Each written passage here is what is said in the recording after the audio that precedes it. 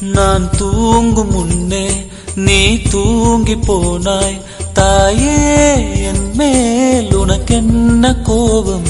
கண்ணான கண்ணே, என் தெய்வ பெண்ணே, கண்ணில் தூசி நீ ஊத வேண்டும்.